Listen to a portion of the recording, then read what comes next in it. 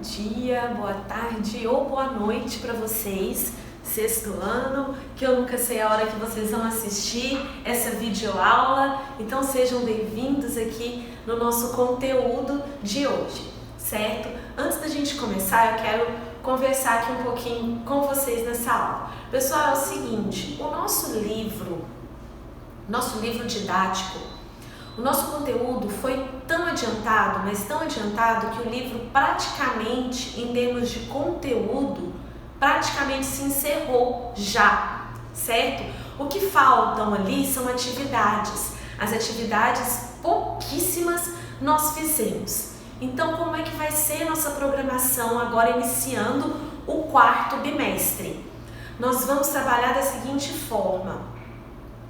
Quando nós retornarmos, porque se tudo der certo, a gente vai retornar com as aulas presenciais e a partir desse momento que nós retornarmos, nós vamos fazer todas as atividades práticas do livro que ficaram sem fazer, tá bom? E como o conteúdo já foi encerrado do livro, nós vamos estar trabalhando conteúdos relacionados ao período do sexto ano de vocês, tá bom? E que vamos complementar aquilo que estava no livro. Mas aqui hoje, por exemplo, é um conteúdo extra que nós vamos ver.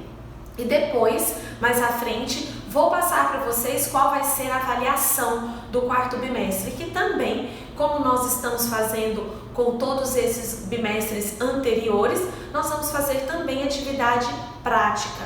Mas eu ainda vou passar para vocês qual será essa avaliação, tá certo? Então vamos lá. O conteúdo de hoje a gente vai conhecer um pouco sobre a arte grega e também romana. É uma sequência da outra, mas na aula exclusivamente de hoje, somente a arte grega. Pessoal, o período, quando a gente fala arte greco-romana, nós estamos falando dessa forma, colocando as duas, porque elas são consideradas a arte clássica. O que é uma arte clássica? A arte clássica é sempre associada à Grécia e Roma. Mas por que é clássica? Porque é exemplo, é modelo, é perfeição, porque eles buscavam, essa civilização grega buscava pela perfeição, o ideal de beleza. E partindo desse princípio, eles estabeleceram muitas regras em relação à pintura, escultura, arquitetura e que de fato serviram de base para futuras obras. Então nós vamos conhecer aqui um pouquinho sobre a arte grega. Aqui vem ilustrando o Pártenon. O Pártenon, ele foi um templo grego onde aqui dentro eram guardadas as esculturas. As esculturas gregas, elas serviam mais para adoração, para culto, uma vez que eles sempre inspiravam em deuses. Aqui é a região, mostrando aqui o mapa da Grécia, para a gente ter uma ideia da localização aqui onde que ela se encontra, né? Vem mostrando aqui a Itália, aqui a Grécia. Então vamos dando sequência aqui e vamos falar então sobre a cultura e a arte grega. Na cultura grega, o que influencia completamente na produção artística é a seguinte: o homem é o centro, o homem é a medida de todas as coisas. A filosofia de vida é voltada para o presente. Para eles, não interessava o passado e nem o futuro. Eles viviam no presente. O antropocentrismo, que representa exatamente isso, o homem como centro de tudo, e a valorização do mundo material, que chamamos de hedoísmo. Aqui na arquitetura nós vamos dividir a arquitetura, como é que nós vamos classificar os prédios arquitetônicos gregos? Da seguinte forma: estilo dórico, jônico e coríntio. O que isso quer dizer? Quer dizer que, classificada em três ordens ou também chamada de três estilos. Dórico é o estilo mais simples e o mais antigo. O coríntio é o estilo mais luxuoso de construção. E o jônico era um intermediário. Agora, para vocês identificarem aqui, ó, são esses detalhes aqui dos capitéis que vão identificar esses estilos aqui, ó, dórico, coríntio e jônico. Nós vamos dividir aqui o que isso representa em uma arquitetura? São as colunas, tá? As colunas, elas são iguais, elas se diferenciam pelo capitel. E o capitel é a parte da coluna que vai unir a coluna ao teto. Então esses capitéis, eles mudam de formato. E esse formato é que vai classificar o estilo da construção. Se ela é mais simples, se ela é mais luxuosa ou se ela é intermediária.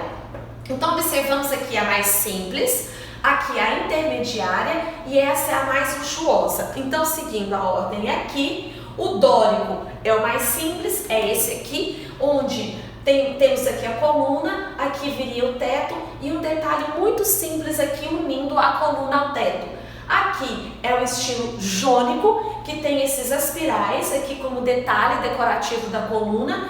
E aqui embaixo a gente vê o estilo coríntio, que é o estilo mais luxuoso, o estilo mais trabalhado. Então as construções, os templos mais luxuosos possuíam esse formato aqui de capitel. Aqui, ó, em um detalhe maior para vocês poderem visualizar, né, e entender como que é esse estilo coríntio. Ele é mais trabalhado, com motivos florais, ele é mais difícil de ser feito. Então ele era utilizado nos templos bem luxuosos, nos palácios bem luxuosos, e as outras colunas em templos ou casas mais simples. Então aqui e aqui é o estilo coríntio para a gente ver, né, o estilo mais luxuoso. Olha só, aqui a gente vê um detalhe de uma construção grega, né, aqui é chamado frontão. O frontão é como se fosse o telhado, mas a gente nota que tem sempre um relevo aqui decorativo, como se fossem umas esculturas se projetando ali da parede. E aqui é o detalhe dos capitéis, olha, tem a coluna aqui abaixo, o capitel unindo a coluna ao teto. E aqui mostra em várias colunas o estilo coríntio, que é o estilo mais luxuoso. Além desses três tipos de colunas, a dórica, a jônica e a coríntia, a gente vai também conhecer as cariátides. O que são as cariátides? São colunas femininas que assumem o papel da tradicional coluna e servem de sustentação também do teto. Só que, pessoal, olha só, vamos imaginar aqui comigo, uma coluna uma coluna tradicional, dificilmente suportava o teto de uma construção grega devido ao seu grande peso da arquitetura. Imagina uma coluna em forma de uma figura feminina. Então, a gente subtende, o que de fato aconteceu, que não existem muitas dessas colunas em formas de cariátides. Por quê? Porque elas eram tão delicadas e tão sensíveis que elas não suportavam o peso do teto. E isso acontecia o quê? O teto acabava desabando. Então restam pouquíssimos exemplos dessas colunas aqui, ó, das cariátides. Mas para conhecimento temos que conhecer, porque estamos falando da arquitetura grega. E essas cariátides, elas pertencem exclusivamente à arquitetura grega, certo? Inclusive no Museu do Louvre, que é um dos principais museus do mundo, se não for o mais importante, que fica em Paris, lá no Museu do Louvre tem um acervo da maior coleção da arte greco-romana. Tudo que existe de arquitetura, pintura, escultura greco-romana se encontra no Museu do Louvre. E lá existem exemplos dessas cariátides aqui, mostrando em todo o acervo da cultura greco-romana. Então vimos aqui as cariátides, que são colunas em forma de mulher. Agora vamos conhecer a pintura. Pessoal, quando a gente fala de arquitetura grega e pintura grega, nós vamos ter que levar em consideração que a construção era muito pesada. A gente observa aqui, ó, que eram paredes com muito tijolo, e esses tijolos eram grandes, então o peso era muito alto. Então a gente tem que compreender que hoje em dia existem ruínas dessas construções gregas. Lógico que o Estado preserva, conserva para contar histórias de como era aquela determinada civilização. Porém, a gente observa que são ruínas. E as pinturas, nessa época, não haviam quadros, telas. Então as pinturas gregas que nós temos referência aos nossos dias são pinturas que foram feitas na parede, são pinturas murais e também em cerâmicas, que eu vou apresentar para vocês aqui. Então aqui é um exemplo nesse palácio Knossos, aqui na verdade são ruínas desse palácio. A gente vê um exemplo aqui, olha, de uma pintura grega, né, feita nas paredes desse palácio. Lógico que aqui mostram essas cores vivas porque ela já foi restaurada para manter a cor original que ela foi pintada lá no seu tempo, no seu período. Então aqui ela já foi restaurada, certo? Aqui mais exemplos também da pintura interna desse palácio. Então as pinturas gregas eram em muros, paredes. E pouquíssimos exemplos chegaram, resistiram até os dias atuais. Aqui o exemplo, né, do Párteno, olha só, o excesso de colunas. Por que tem esse excesso de colunas aqui? Justamente porque a arquitetura, a construção, o material utilizado era extremamente pesado, tijolos muito pesados. E eles não tinham um avanço arquitetônico em termos de materiais, tecnologia, para poder colocar algo que suportasse o peso desse teto ou que substituísse para um material mais leve. Não existia essa possibilidade. Então, para poder suportar maior o peso, haviam esses excessos de coluna, mas que infelizmente não foi suficiente para suportar o peso. Então a gente olha aqui, olha, o Párteno, por exemplo, que é um dos principais templos gregos, a gente vê só ruínas também, as colunas aqui, e não vemos o teto. E os templos gregos, eles serviam exatamente para abrigar as esculturas gregas, para cultos. Então a pintura, reforçando aqui o que eu falei para vocês, as pinturas gregas, mural, porque eram feitas em paredes, pinturas de suas obras sempre escultóricas, muitas esculturas eram pintadas também, e as cerâmicas utilitárias. Lembrando que todas as cerâmicas gregas, elas não eram para ficar em espaços decorativos, para enfeitar um determinado ambiente, não. Todas as cerâmicas gregas eram para armazenar água, vinho, trigo, cereais, ou seja, para servir de utilidade ali na cozinha. A gente vai conhecer um pouco então desses vasos aqui, olha só. Por esse motivo de ser peças utilitárias, esses vasos possuíam essas alças. Para quê? Para poder facilitar o transporte de um lugar para outro. E vamos observar o tipo de pintura que eram feitos nos vasos gregos. Eles sempre representavam passagens de deuses, sempre homenageando os deuses gregos, principalmente o deus Dionísio. O deus Dionísio, ele é imensamente representado na cultura grega, porque ele era o deus da uva, da felicidade, da alegria. Ele era sempre manifestado em pinturas representando alegrias. Aqui então, vamos com esses exemplos. Aqui também um outro detalhe, né, de uma pintura em uma cerâmica grega. Aqui mostra o deus Dionísio tocando uma flauta e uma outra mulher dançando, tá? Então essa é a pintura. Então a pintura grega são pinturas em vasos, ou seja, em cerâmica ou mural. Agora vamos conhecer um pouquinho da escultura grega. A escultura grega são obras escultóricas que atravessaram os tempos, sobreviveram às inspirações para outros povos e culturas. Até os dias de hoje, as esculturas gregas nos servem de exemplo de equilíbrio, harmonia, perfeição, anatomia representada de maneira perfeita. Vamos conhecer alguns exemplos aqui. Agora, quais eram os temas da escultura grega, né? O que eles representavam ali naquela escultura? 2 temas nós vamos ver aqui na escultura grega.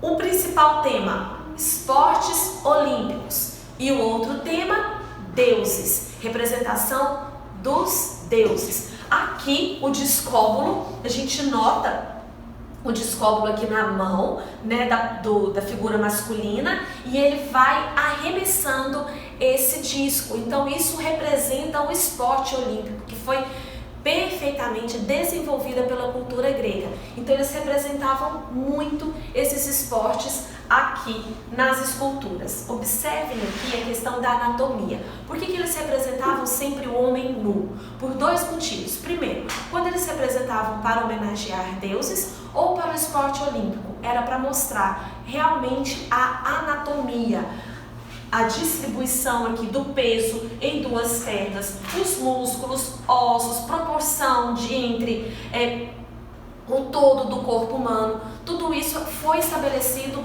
por estudos que os gregos fizeram. Um exemplo, eles estabeleceram que a altura do corpo humano eram 7 vezes o comprimento da cabeça, que o nosso antebraço é o mesmo tamanho do pé. Isso então eles estudaram ali de uma maneira muito detalhada para justamente transmitir esse estudo para uma escultura perfeita nesse sentido da anatomia. E o porquê que os corpos nesse perfil atlético esportivo? Porque era dessa forma que a anatomia poderia ser de fato demonstrada na escultura. E outra porque os homens realmente, quando eles começavam a crescer, eles já entravam em alguma aula ou de luta ou de esporte, mas ou seja, eles sempre praticaram atividade física, o que propiciava também um perfil atlético. Outros exemplos aqui, Dorífio e Apolo.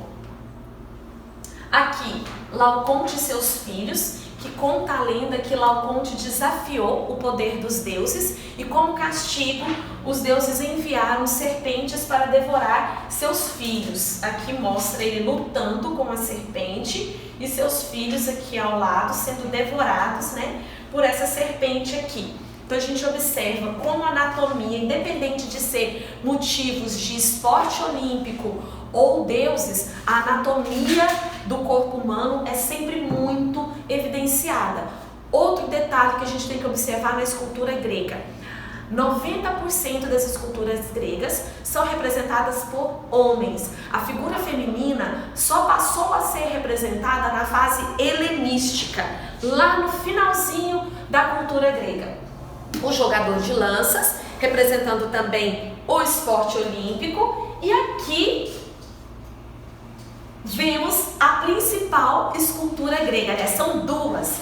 Essa escultura aqui, Vênus de Milo, se encontra no Louvre, mostra que o espaço onde ela está, a gente nota que é uma escultura bem grande. As esculturas gregas, elas eram feitas de mármore ou granito, na própria cor da pedra. E temos aqui a Vitória da Samotracia, que é outra escultura feminina grega. Então são duas esculturas gregas que a gente tem como principais, em meio a tantas outras esculturas do homem, né, representando a figura masculina. Temos essa daqui, a Vênus de Milo, que é essa daqui, e essa Vitória da Samotracia. Beleza, pessoal? Espero que tenham compreendido, gostado da aula de hoje. Na próxima aula eu vou fazer uma recapitulada aqui da arte grega para introduzir para vocês o conteúdo da arte romana, que é atrelada à arte grega, tá bom? Então um beijo bem grande para vocês, fiquem com Deus e até a nossa próxima aula.